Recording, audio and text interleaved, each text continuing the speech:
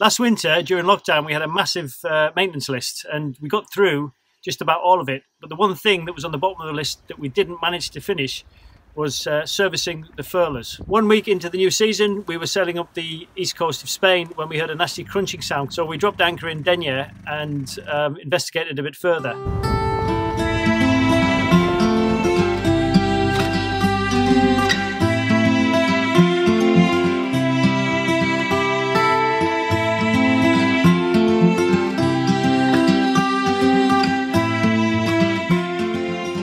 Now, Amel Supermaramus have two of these electric furlers, which are pretty much identical. One for the outhaul and one for the in-mast furling. And the in-mast furling one goes through the manual gearbox before turning the foil. In case of emergencies, if the electric one seizes up or doesn't work, you can actually drop that down. So to separate the two, you undo the bolts on the side and then drop it, which disengages the manual one from the electric one. And then you're free to use the manual one with a winch handle. It was then that we could actually isolate specifically where this sound was coming from, and it definitely was coming from the inside of the manual furler gearbox. So I've detached the mainsail furler, the electric one, to get to the manual one. But the only thing I was concerned about is when I take the manual one off, the whole foil with the mainsail would drop down with the sail still on it, and I was worried it was always going to get jammed in place. So what I've done is I've tied a couple of knots around the foil just under the sail, and I've lashed them over the whisker poles and down to the winch, so I've got quite a lot of tension on it now, so hopefully it'll just hold in place as I drop the manual furler off. I'm also going to take this foil section off because there's a little bit too much play between the foil and the collar, so I think that needs having a look at while I'm here.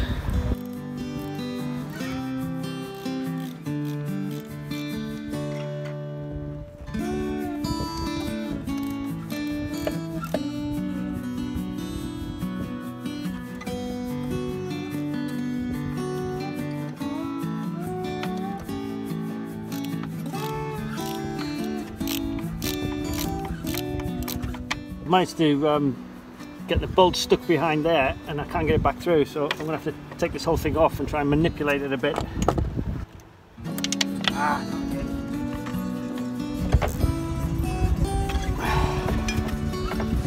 It's not long enough.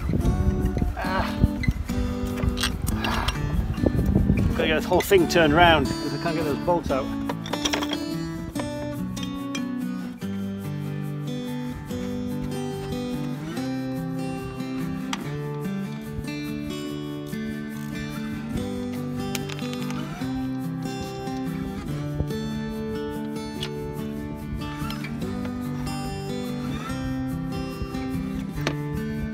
It's off.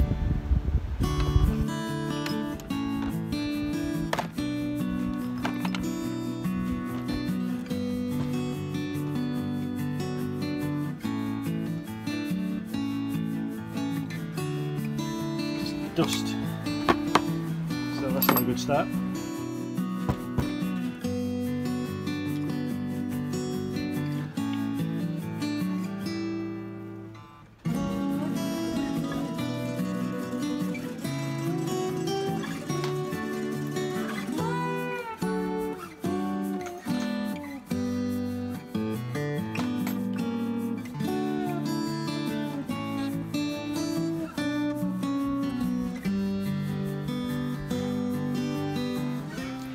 So there's 5mm hex head or Allen head bolts in there, 6mm grub screw just in the top, which I presume holds this little bar in place, which I think I'm going to have to take out before I can take this end cap off. I've got no replacements for any of this, so I'm going to have to be really careful. So yeah, so there's a little groove for that hex head screw to go in.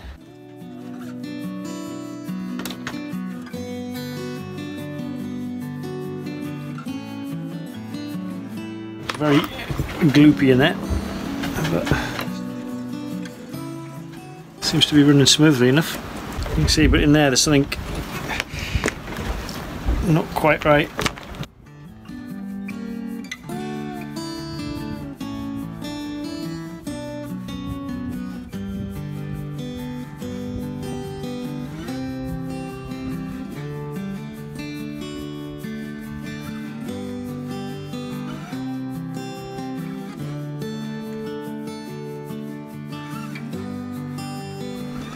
So we're a few days on now, and I tried as best I could to take this apart and could not do it at all. I mean, I did try and try for hours. So in the end I had to take it to a machine shop. Luckily we have some friends who are expats who don't live too far away from here, and they recommended a garage to take it to. So the garage managed to take most of it apart. I've still got the inner bit of the bearing here. This was the state of the bearing, and all the grease had just sunk into the bottom of the gearbox and completely dried that bearing out. And obviously when we started the new season, it was running dry and it's gone very brittle and basically it's knackered. So try and get hold of Amel, but I'm getting no response for them. So in the end I had to basically work out a repair kit for the whole thing. Luckily there was some really good resources on the Amel forum from people who had done it before.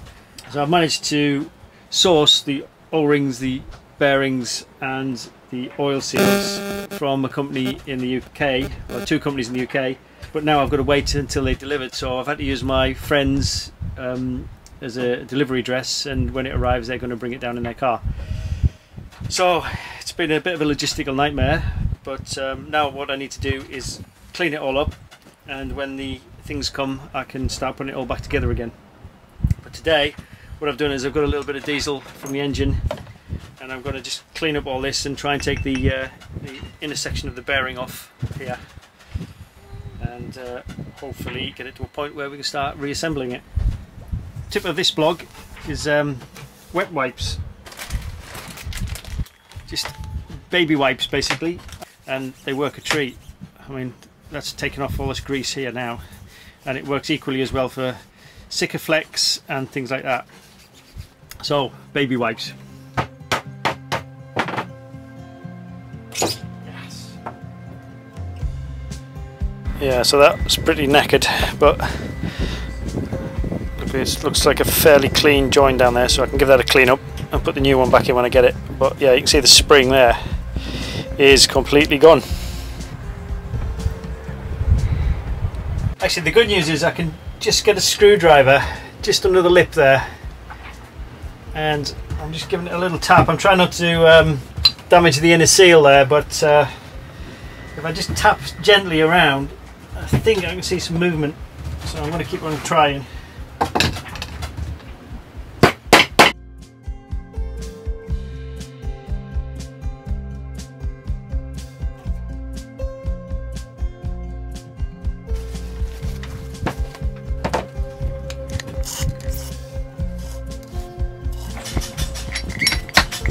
That's it. It's out. So now I've got to try and get the inner race off there. So I'm just going to try and loosen it up a bit. I'll just try and get something under there and just wheedle it out, and hopefully it'll come off like the other one did.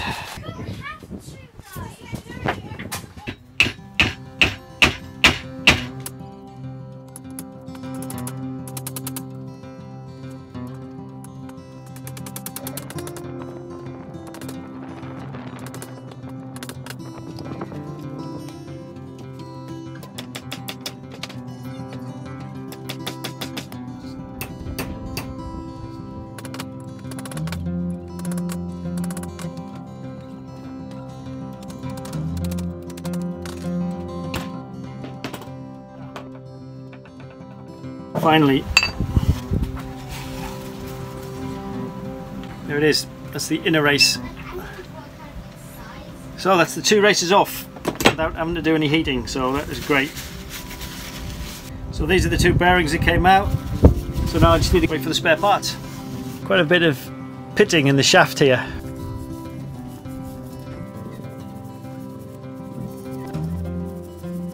We've got a stainless steel shaft made in an aluminium coupler here, and I wonder if that's what's creating the pitting here. I wonder if it's some sort of galvanic action.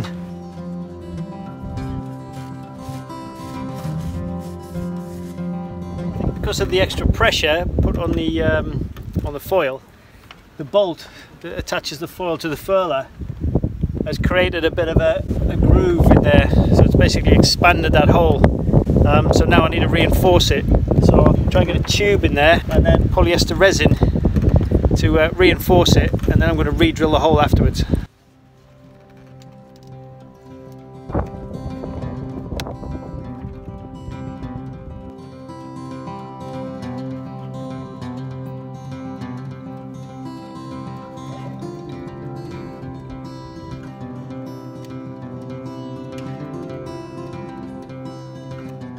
I just want to get this off before it dries completely, because I don't want it all just sticking in place and have it impossible to remove. So I've been in there for about half an hour, 3/4 of an hour, and I put quite a lot of hardener in it. It should be ready to come off now.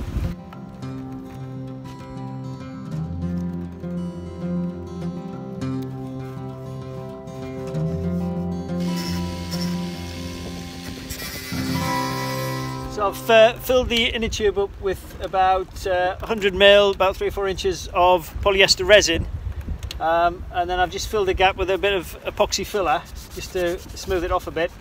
And now what I want to do is drill a bigger hole through, and then put a plastic insert in to act as a bit of a bushing to the bolt as it turns the foil, just to stop the jarring motion and stop the creep of this hole. Now the whole bolt is going to be supported inside with the polyester resin rather than just at the edges.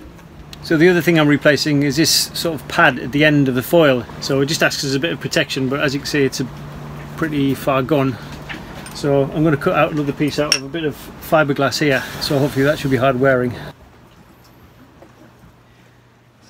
So finally I've got the bearings, the O-rings and the oil seals sent. I actually went for 2 sets from 2 different companies because I wasn't sure if they would get here in time and how reliable these companies are, because I'd never used them before. Both from the UK, because I tried locally and I just didn't know where to start really. Both of these companies responded within a few hours, and it was next day delivery. They're worth a mention because they've been brilliant. simplybearings.co.uk, and the other one is qualitybearingsonline.com. The only mistake I made was I ordered 4 tubes of grease, and what I was expecting was a tube of grease, and what I got was a mini tube of grease. So I had to go and try and find some grease locally. I've been walked for over an hour to come to Javier Marina to get some marine grease. It turns out today is the festival of St. John, or St. John's Day, which means it's a bank holiday. It's said that Spain has got more bank holidays than any other country in Western Europe. I mean, not to have a rant or go on about it or anything, but we've had 7 weeks of lockdown, and then we've had a few more weeks of restricted things opening and wearing masks to go into shops. And it's a Wednesday midweek, and so all the shops are shut apart from the cafes and restaurants. But anyway, Nerenka went yesterday, she went shopping, she found a marine store, and we got some marine grease. So I've got everything I need now, I just need to put it together. The kids are off the boat, they're playing. Yesterday I had everything sorted out in my tray, and Ewan knocked the whole thing over, and so we spent the next half hour just scrabbling around the cockpit floor trying to find nuts, bolts and washers and everything. So the kids are off, the kids are out of the way, and hopefully I can get this thing back together and we can get going again.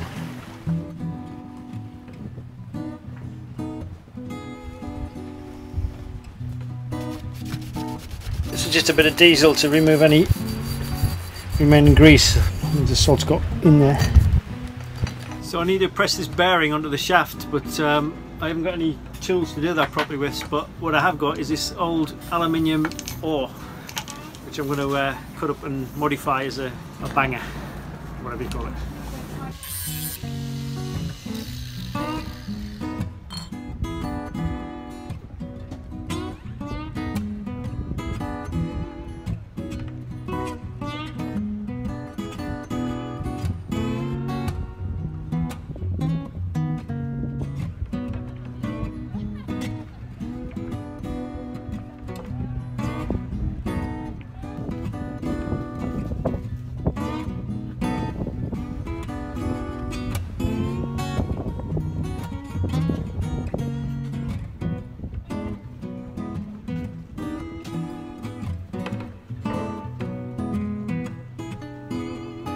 So that's going in quite smoothly.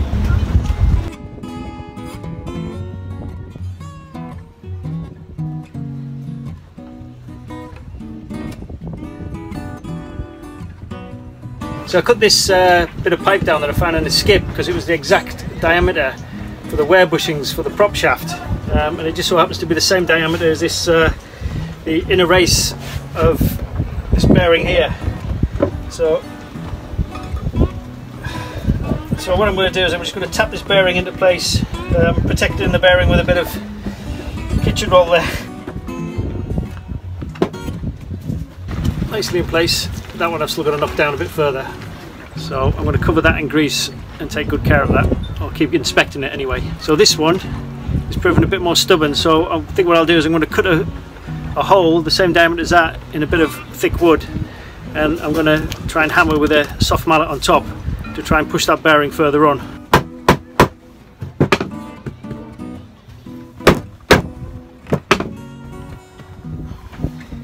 Perfect fit. One of the last videos I put out, some guy was complaining that I wasn't using the right tools, that I should be using a copper mallet and all this sort of thing. So I tried to explain to him politely that when you're on a boat you've got to make do with the tools you've got on board. And if that means using a couple of bits of driftwood, then that's the tools you've got to work with. So finally I've got to get this outer race of the thrust bearing, the tapered bearing, into that bit there. So what I'm going to do with that is very, very gently tap it in with this soft aluminium piping.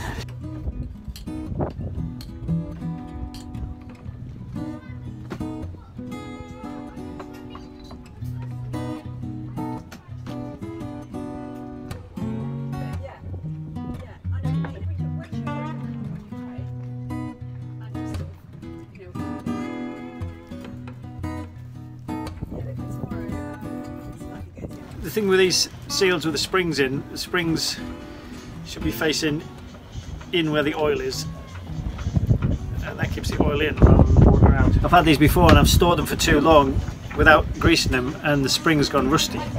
They need well packing with grease.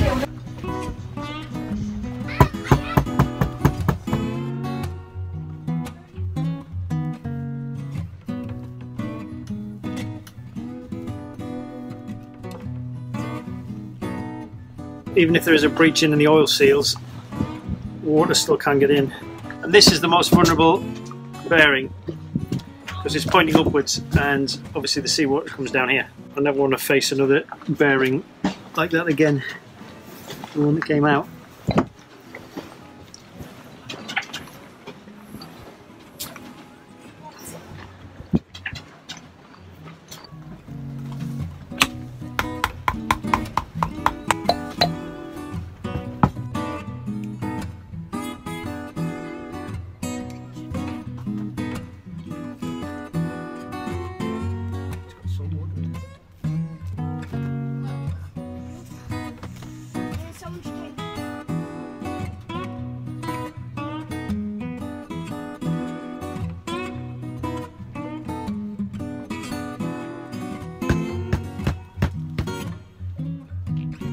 With most jobs, if I'm putting any two metals together, particularly when it's stainless steel and aluminium, it's good to put some anti-corrosion jointing compound on. So this is just some Duralac. It's very sticky stuff as well, so I'm trying not to get it on my fingers.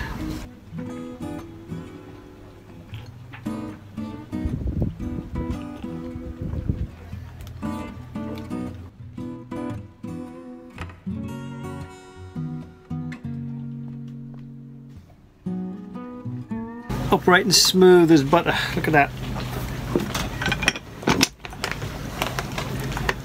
Can do with a couple of fingers.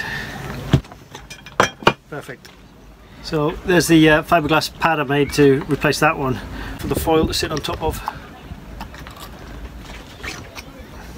So the last one to go on is the V45 protective cap, I think, which fits over the top of that, and that just wicks away any salt water that's trying to get in there. And then finally just got to put the pin in. This is kind of like the clutch pin or whatever to engage with the electric motor. And I've seen examples where this has been quite bent out of shape, but luckily this seems to be okay. Okay, I think we're about ready to put it back on now.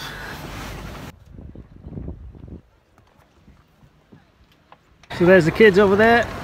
Actually, I prefer them being off the boat than on when I'm working, because tools tend to end up everywhere, and grease and mucky fingerprints and footprints.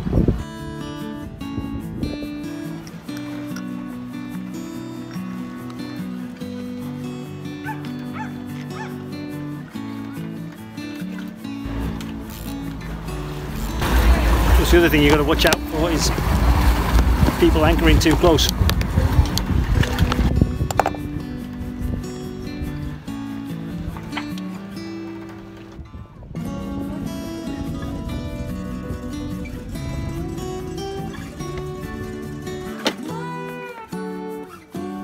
This is very tight, and that's because I put that rubber insert in, or that plastic insert, to give it a bit of a bushing.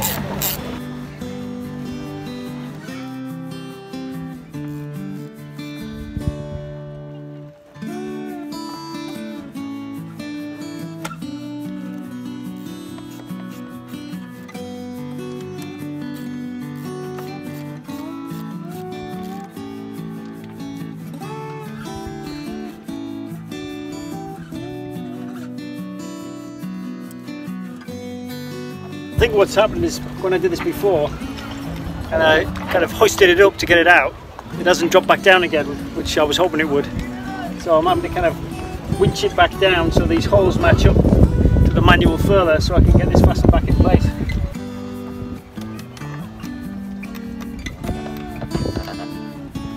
Can't get the spaces in anywhere. Option B is to attach it around the bottom of the sail and then down through this shackle and back to the winch. And that should free up the furler now.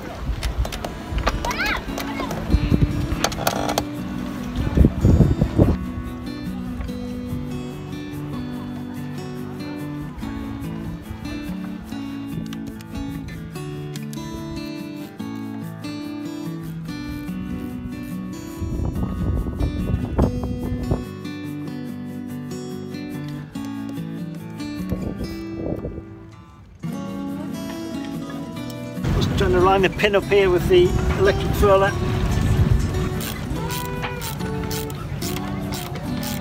The other thing is not to tighten these up too much because they've got a tendency to crack. I think this one's been over tightened at some point because it's not actually gripping in. Right, that should be it.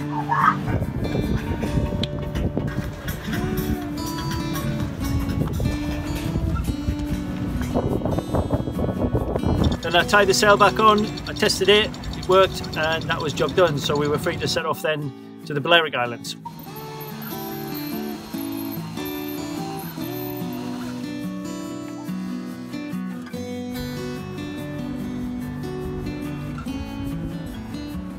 So look out for further maintenance blogs on the electric furler services, which in Amel Supermaramu went horribly wrong. So thanks for watching. Thanks in particular to our patrons who keep us going. If you found it useful, give the video a thumbs up. If you want to buy me a coffee or beer, you can do that by following the mothership links to the PayPal page or the Patreon page in the description below.